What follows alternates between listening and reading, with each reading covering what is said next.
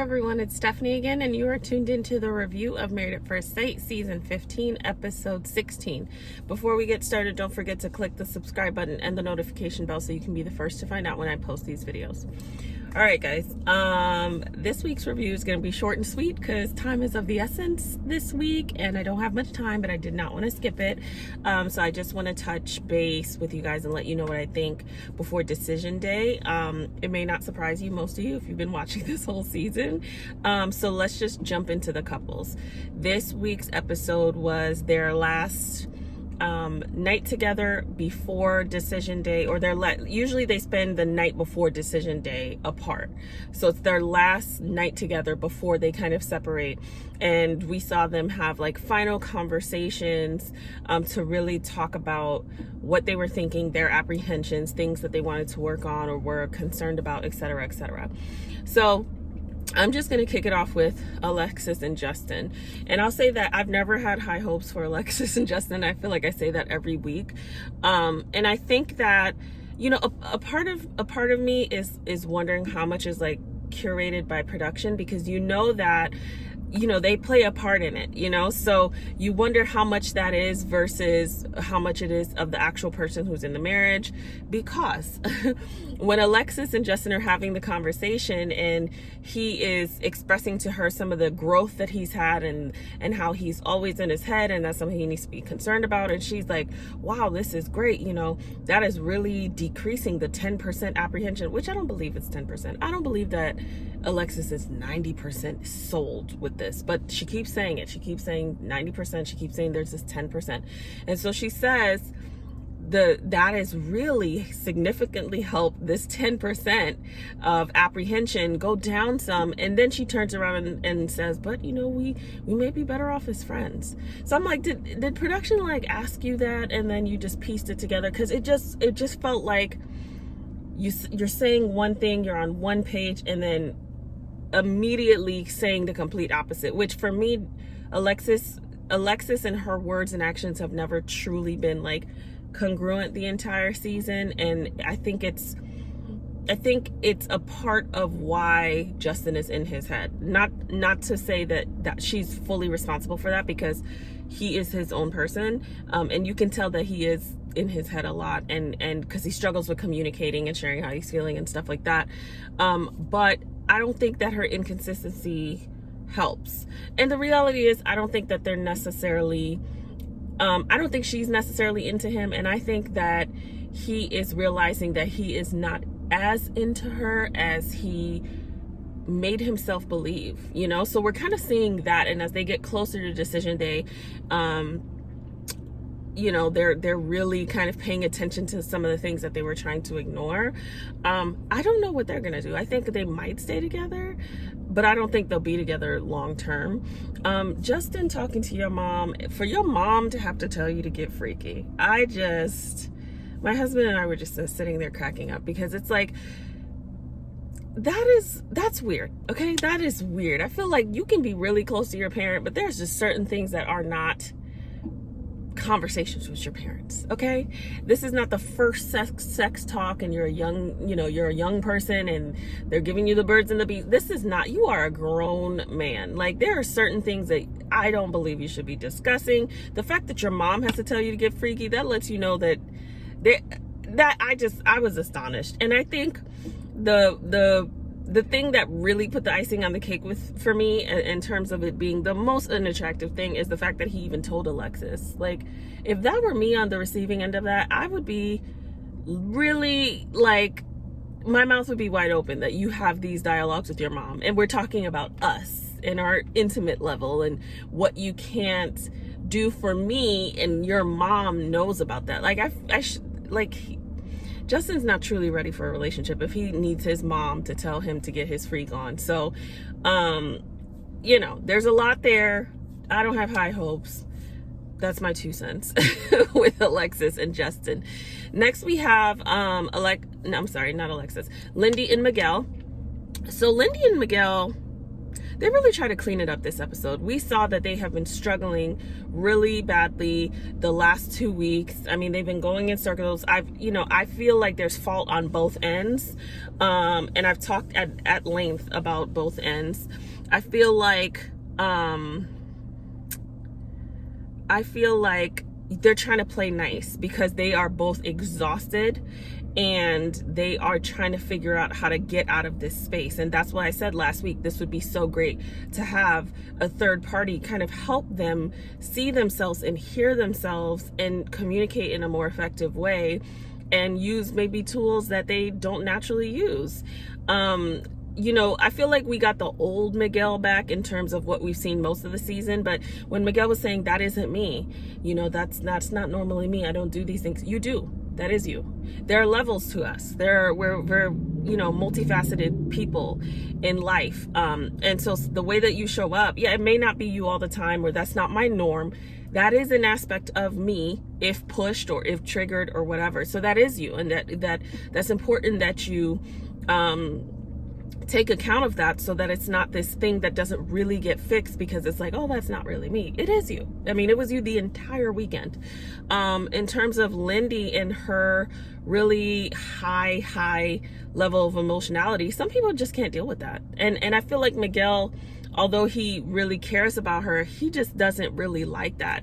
And that's okay. Some people just cannot deal with someone like that and they need somebody else. And I think that some of it is innocent for Lindy because she really is similar. We saw her have the conversation with her sister. We saw similar quirks in her sister's mannerisms and inattentiveness. But then I think that just because we are the way we are doesn't mean that it just has to be that way. There's ways where we could say that is traditionally me. This is how I've been. But if we want something different, we have to do something different. We have to be something different. And so saying that this is inherently me and I can't change, that's going to be a problem. It's already a problem in this relationship. But if this relationship doesn't work out, it will be a problem in every relationship.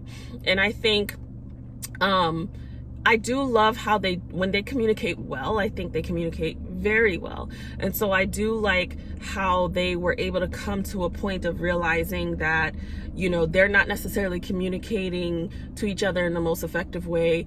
Even though they may feel certain things, they haven't told each other, hey, this is inherently what you're doing. But there's still some work that needs to be handled with that. The element of feeling controlled, that trigger is so far beyond Miguel. And so I would want to know, has Lindy dealt with that in order for it not to be compromised whenever somebody does something that looks like that. And that's something she really needs to work on because it'll continue to show up that way.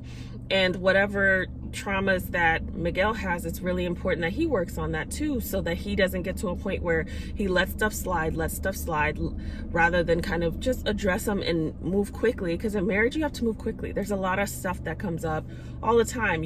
Everything can't be a thing. It can't last long. So instead of letting things fester and then having a moment of really insane responses or lack thereof, or coldness or meanness, just say it, so that you can get comfortable in expressing yourself and it becomes more of a healthy, let's talk about it, let's move on. I don't know. I feel like they might choose to stay together though. I don't think they have the tools to last forever right now, but I do think that they might choose to stay together. So that's Lindy and Miguel. Next, we have Kristen and Mitch. Here's the thing. Kristen and Mitch have gotten way further than I thought they ever would. What I don't like is that Kristen is groveling and is just taking what she can get. I'll take it. I hate that. I don't think anybody should have to do that. Even though I'm not a fan of Mitch, I don't think Mitch should have to do that. I mean, this is marriage, and this is not, somebody didn't hold a gun to your head and say you had to do this. This is something you chose to do. You should be able to get what you want. And that doesn't mean that the person that you get is going to be perfect. That does not exist.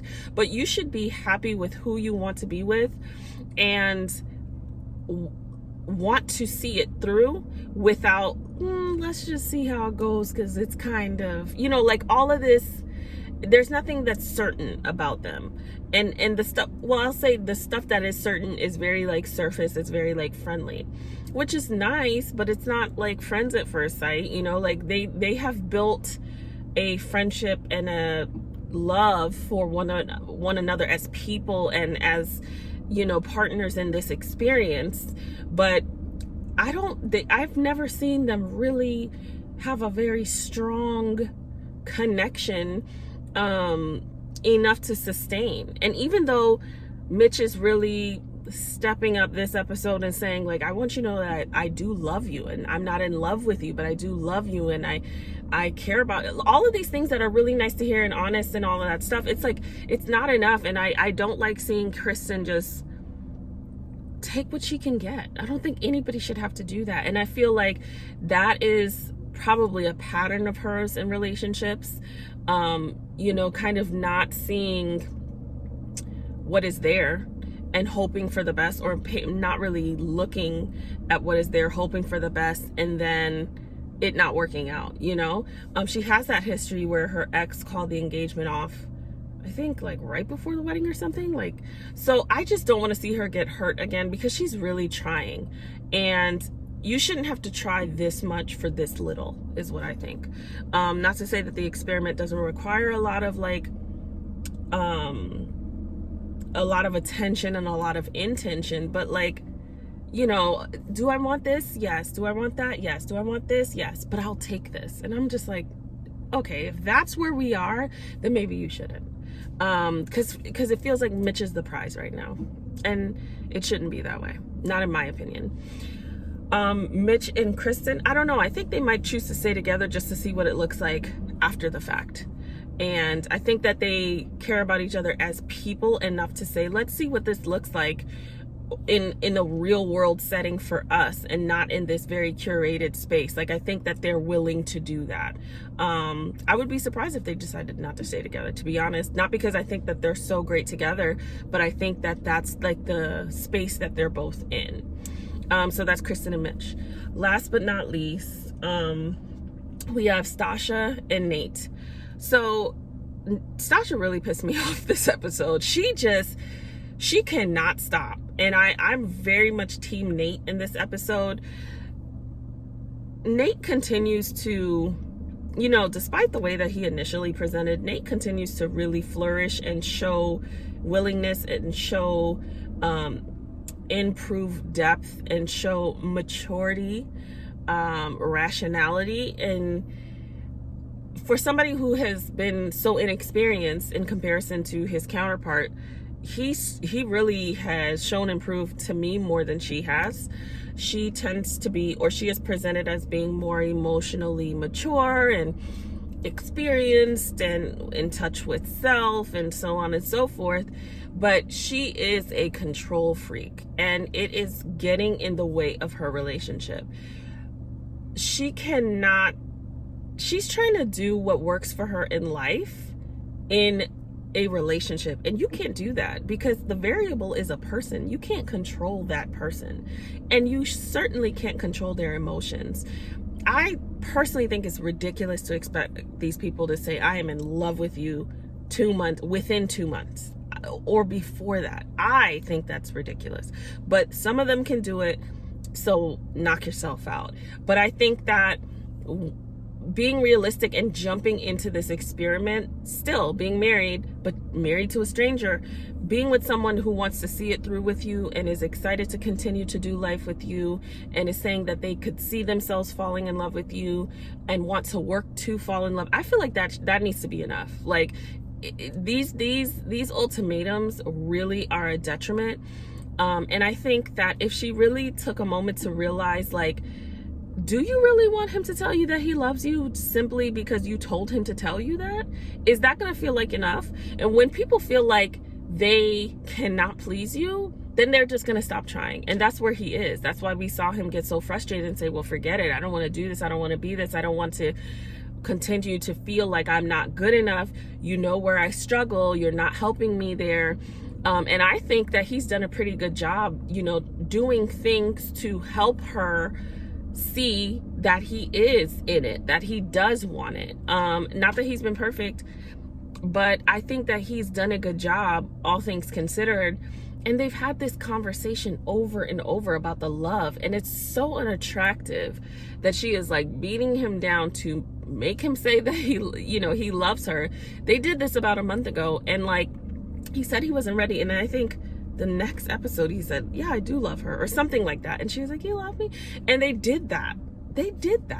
I think her saying that they're going through the motions is because she has this idea, this picture of what it needs to be in her mind, and therein lies the connection to control. Everything needs to be curated, like her home, like her job, like everything she does, it needs to be curated. And so it looks a particular way, and so it's not looking this way. I thought it would feel this way, and it's not, therefore it isn't. But I think that she is more of the problem of why it's not feeling that way. And she is kind of getting in the way of receiving love in the way that he's expressing it, and not respecting that he wants to be authentic and honest and in it. And that is when you truly will feel it. So I'm glad that he finally said, like, I'm not in love with you. Like, okay, it's been 2 months. Give me some time. Like, I don't understand why she can't get that. And I just wish somebody would sit with her and be very direct about, you are going to ruin this. Go be with somebody you can control. But that's not going to feel good either, because then you're going to be upset that you have to tell them everything. And really explain the dichotomy of what works in your professional, business, single life does not work in a emotional, intimate marriage or married relationship. It does not work. And you can choose one, but you can't have both. Somebody just needs to sit her down, like her friends and even her mom, they're like dancing around it. And she needs like a bestie that's going to be like, girl, get it together or you'll continue to be alone. And that's it. Like, you have to stop. You're in your own way. So Team Nate this week, what an awful way to end, when a lot of the time they were doing well. But once again, we saw them sex each other down so many times during the season. It was just like that was their little, thing that the show curated the couple to be about. And they're missing like these major issues that they really needed to be talking about. And, the night before they're not spending time together, the night before decision day is when it implodes. So, I don't know. I really don't know. Will I be shocked if they stay together? No. Do I think that they could do well together? I do, with a lot of help. I do. But I think that even though they're frustrated with each other, and I think Nate is more frustrated, I do think that they will probably look at the things that they do well and the potential for that, and maybe go based off of that. So I wouldn't be surprised if they stay together. But I think that they could, with a lot of counseling, premarital, postmarital counseling, to help them get to know each other and solidify that. I would love, in closing, I would love if the experiment would do like 8 weeks on camera and do like 4 weeks off camera, because it is so different without all the pomp and circumstance of filming, and they can get into their own spaces and their own groove and really see how each other are, not under the stress of working full-time jobs, filming full-time, being in spaces that isn't really them, doing things that that they have to do based on these filming schedules. And then there should be a decision day. Circle back. Okay, it's been 30 days. Like, let's talk about what you guys really want to do. I think we would have a better outcome, whether that would stay together or not, because it would be based in reality, because this is not full-on reality. So yeah, that's my 2 cents. I hope you guys enjoyed it, and let me know, of course, what you guys thought. And don't forget to comment, subscribe, and share, and I will see you guys next week. Everyone have a wonderful weekend.